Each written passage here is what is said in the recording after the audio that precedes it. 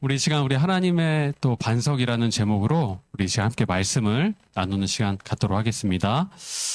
오늘 나눌 하나님의 말씀은요. 요한복음 1장 40절부터 42절까지 말씀이에요. 요한복음 1장 40절부터 42절.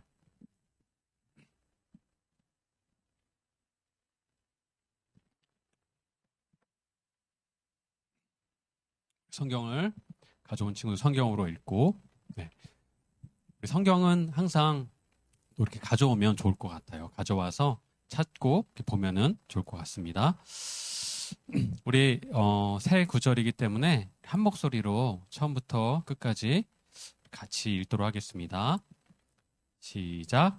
요한의 말을 듣고 예수를 따르는 두 사람 중에 하나는 시몬 베드로의 형제 안드레라.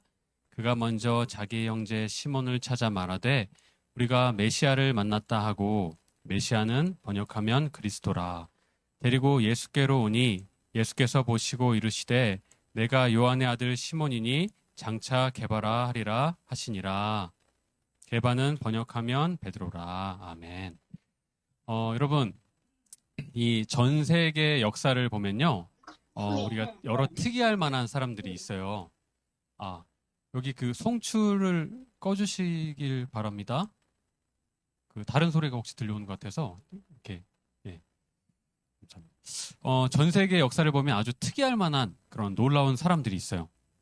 그 중에 한 사람이 누구냐면 여러분 아마 잘 알 거예요. 바로 미켈란젤로. 우리 한 번쯤 들어봤죠? 이 미켈란젤로를 우리가 잘 알 거예요. 이 사람은 어떤 사람이에요? 유명한 화가, 또 뭐죠? 건축가, 맞아요. 그리고 또 동시에 뭐죠? 조각가. 엄청난 사람이죠. 이 미켈란젤로의 이 작품들은요, 모두가 다 이 걸작품으로 잘 알려져 있잖아요. 어느 날 이런 일이 있었어요. 이 미켈란젤로가 인부들에게 이렇게 명령한 거예요. 저기 저 들판에 보이는 저 큰 바위를 자기의 작업실로 옮겨달라고 요청했어요. 그 인부들은요, 그 무겁고 엄청난 큰 돌을요, 이제 다 이렇게 함께 들어서 작업실로 옮겨놨던 거예요. 그래서 이제 미켈란젤로가 이제 작업실에 자기의 텐트를 쳤습니다. 텐트를 쳐서 이 작업을 시작한 거예요. 이 바깥에 있는 사람들은요, 막 궁금해서 참을 수 없을 지경이 됐어요. 아니, 저 거장이 자기 작업실에서 어떤 그 작품을 만들어내는 것일까? 궁금증이 커져났어요. 이제 때가 되었습니다. 드디어 때가 되어서 사람들이 기다리던 이 거장의 작품을 볼 때가 된 거예요. 이제 그 작품을 발표하는 시간이 됐습니다. 미켈란젤로는 어떻게 했을까요? 자기가 만든 작품에 천을 씌워놨어요. 그런데 천을요, 사람들 앞에서 샥 하고 거둔 거예요. 거뒀더니 어떻게 됐을까요? 작품에 이제 머리가 나왔겠죠. 그리고 몸이 나오고 어깨가 나오고 모든 것이 촥 하고 나오는 것을 보니까 사람의 모습이었던 거예요. 사람. 정밀한 그 작품에 모두가 다 와 하고 다 감탄을 했어요. 바로 그 모습은 보이죠? 이렇게 마치 나와 같이 이렇게 겹쳐놨어가지고 여기 오면 아는 친구도 있을 거예요. 모세상이에요. 모세상. 지금도 이 로마에 가면, 이탈리아의 로마의 한 교회에 가면요, 이 위대한 작품을 우리가 볼 수가 있는 거예요.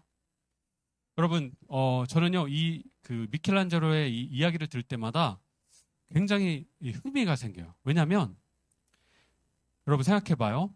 그 들판에 있던 바위는요, 늘 그 자리에 있었던 바위였던 거예요. 그렇잖아요?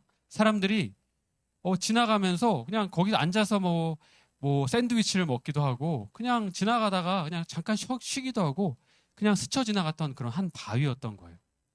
그런데 여러분 어때요? 미켈란젤로의 눈에는 그냥 바위가 아니었다는 거예요. 그는 그 바위를 딱 봤을 때 그 바위 속에, 그 안에 하나님의 사람, 그 모습이 미켈란젤로의 머리 안에는요, 마음 안에는 그것이 딱 하고 떠올랐다는 거죠. 미켈란젤로의 일화를 보면 미켈란젤로는 밑그림이 없이 그림을 그리고 또 설계한 사람으로 잘 알려져 있어요. 그 밑그림 없이 그 돌 속에 있는 사람을 보고 바로 이 조각을 할 수 있었다고 해요. 놀라운 천재이죠. 그렇죠. 그래서 작업실로 옮겨와서 아까 그 바위 안에 있던 그 하나님의 사람을 드러내는 작업을 미켈란젤로가 시작했던 거예요. 여러분, 조각할 때 어땠을까요? 여러 가지 조각칼이 있었겠죠. 그래서 먼저는 큰 망치로 부서뜨리기도 하고, 그리고 그 다음엔 아주 작은 망치로 잘게 깨뜨리기도 하고, 아주 세밀한 그런 조각칼로 다듬어 가면서 그는 점점 더 그 안에 있는 하나님의 사람 모세를 드러나게 한 거죠. 그리고 드디어 완성된 모세의 모습이 보여지게 되었던 거예요. 오늘 이 미켈란젤로의 얘기를 나누면서 생각하면서 이 미켈란젤로와 같은 한 사람이 떠올랐어요. 누구일까? 네, 바로 예수님이세요. 예수님. 오늘 바로 그 장면이 오늘 이 말씀 가운데 나오고 있어요. 오늘 말씀을 보면 이제 예수님의 제자가 되었던 안드레가 예수님의 제자가 이제 되었어요. 된 장면이 나와요. 그리고 예수님의 제자가 되었던 안드레는요, 이제 놀라운 예수님, 자기가 만난 예수님을 가장 가까운 사람에게 전하기 시작한 거예요. 제일 먼저 누구에게 전했을까? 바로 자기의 형이었던 시몬에게 내가 메시아를 만났습니다라고 그렇게 전하기 시작해요. 모두가 바라고 그리고 온 이스라엘을 구원할 성경에 약속된 내가 구세주를 만났습니다라고 자기 형에게 가서 얘기한 거예요. 형 시몬은 그 얘기를 아주 흥미있게 들었어요. 그래서 이제 안드레를 따라서 어디 한번 가서 보자 하고 그리고 메시아를 만나러 온 장면, 예수님을 만나러 온 장면이 바로 오늘 그 첫 장면인 거예요. 이제 예수님 앞에 누가 왔을까요? 시몬이 하고 이렇게 딱 섰겠죠. 처음 만나는 장면입니다. 딱 섰더니 우리 예수님께서는요, 이제 동생 안드레의 인도로 자신의 앞에 온 시몬을 바라보면서 놀라운 말씀을 시몬에게 전해주세요. 예수님께서 이렇게 말씀하세요. 우리 같이 한번 읽어볼까요? 같이 한번 읽어봅시다. 시작. 시몬을 예수께로 데리고 왔다. 예수께서 그를 보시고 말씀하셨다. 너는 요한의 아들 시몬이로구나. 앞으로는 게바라고 부르겠다. 내가 바로 요한의 아들 시몬이구나. 내가 앞으로 너를 뭐라고 부른다고요? 게바라 부르겠다.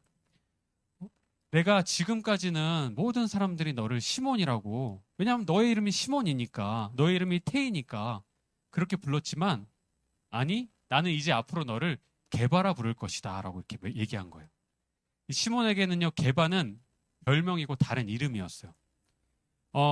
게바가 어떤 이름이었냐면 당시에 이 아람어로 주로 사용되었었거든요. 예수님의 그 이스라엘의 사람들은 아람어, 헬라어를 사용했어요. 그런데 아람어로 이제 게바라는 게 헬라어로 어떻게 부르냐?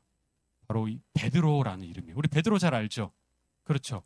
아마 시몬은 잘 모를 거예요. 그런데 베드로는 잘 알 거예요. 예수님께서 베드로라고 부르신 거예요. 게바라고 부르신 거예요. 그런데 여러분, 이 안에 있는 이름의 뜻이 뭘까? 목사님도 테이라는 이름의 뜻이 있어요. 이 베드로의 이름의 뜻이 뭘까요? 반석이다. 그러니까 이 반석이라고 부르셨다는 거예요. 여러분, 반석이라는 의미는 뭐예요? 흔들리지 않는다, 견고하다라는 의미에서 우리가 반석이라고 부르잖아요. 근데 재밌는 것은 여러분 한번 생각해 봐요. 왜 시몬이라는 이름을 가지고 있는 사람한테 예수님께서 왜 너는 반석이라는 이름을 내가 앞으로 부를 것이다 라고 얘기했을까요? 여러분, 당시에 이 베드로의 여러분 성격을 여러분이 알았으면 이렇게 반석이라고 절대로 부를 수 없을 거예요. 베드로는요, 절대로 반석 같은 사람이 아니었어요. 성경을 보면 베드로가 정말로 못난 성격의 사람이었다는 걸 우리가 잘 알 수가 있어요. 실수투성이었고요, 혈기가 왕성했고 또 성미가 아주 급한 사람이었어요. 어떤 사람이었냐면 예로 이제 한번 예수님께서 저 멀리 무리에서 제자들에게 배 위로 무리를 걸어오시는 그런 사건이 있었어요. 이런 사건 속에서 무리를 멀리서 걸어오시는 예수님을 보고 다들 제자들이 막 유령이다라고 막 무서워서 소리치다가 갑자기 베드로가 주님, 저도 무리를 걷고 싶습니다라고 해서 무리로 갑자기 뛰어내리고, 그리고 무리를 몇 발자국 걷다가 갑자기 물에 빠져서 주님 살려주세요 라고 이렇게 고백하는 아주 이렇게 혈기왕성한 그런 이 성격을 가진 사람이었던 거예요. 주변 사람들, 제자들이 같이 생활하면서 욱하는 성격, 자기가 하고 싶은 대로 막 하는 성격, 얼마나 이렇게 같이 옆에 있는 사람들이 불편함을 느꼈겠어요. 단점도 많고 이리저리 성격도 날씨처럼 막 자주 변하는 사람이 바로 이 베드로였던 거예요. 그런데 예수님은 오늘 그런 시몬을 딱 보시면서 말씀하시길, 내가 너를 앞으로는 개바라고 할 거야 라고 그렇게 말씀하셨어요.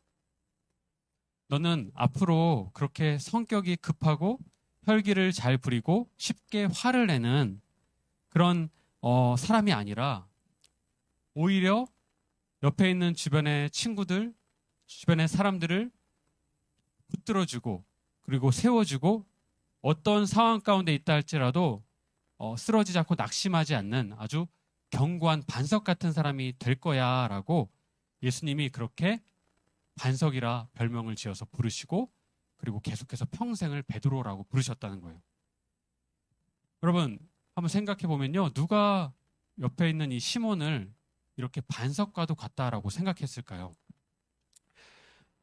아까 이 미켈란젤로의 얘기를 나눴죠. 마치 미켈란젤로라는 이 거장의 눈에는요, 그냥 평범해 보이는 한 바위가 아니라 그 바위 속에 숨어 있는 하나님의 사람 모세의 모습을 봤잖아요. 그 모세의 모습을 끄집어낸 것처럼 우리 주님이 바로 그러한 분이셨다는 거예요. 그러한 분이시라는 거예요. 주님은 베드로 안에 있는 아무 다른 사람이 볼 수 없었던 반석을요, 주님께서 보셨다는 거죠. 여러분, 지금 우리의 모습은 어때요? 여러분 자신을 어떻게 생각하고 있나요? 목사님도 보면은 너무 연약하다라고, 너무 부족하다고 생각할 때가 너무 많아요. 여러분도 아마 여러분 자신의 모습을 그렇게 바라볼 때가 많이 있을 거예요. 그런데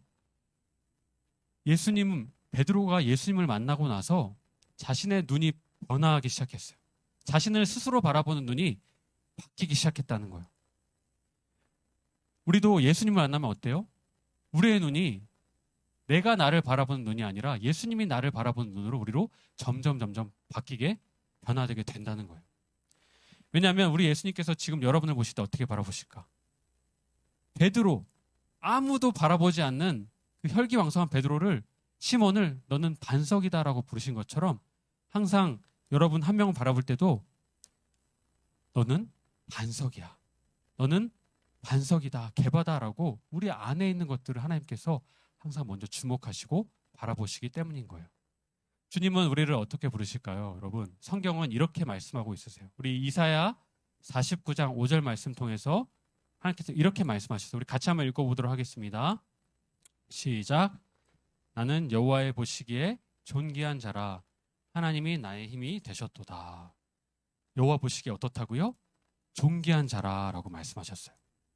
여러분, 오늘 여러분 스스로의 모습을 바라볼 때 우리가 나를 그 연약한 모습으로, 내 모습의 그런 단점들을 바라보는 것이 아니고요, 이렇게 생각했으면 좋겠어요. 예수님께서는 나를 어떻게 바라보실까? 예수님은 과연 나를 어떻게 생각하실까? 한번 오늘 계속 우리가 생각하는 그런 하루가 되었으면 좋겠어요.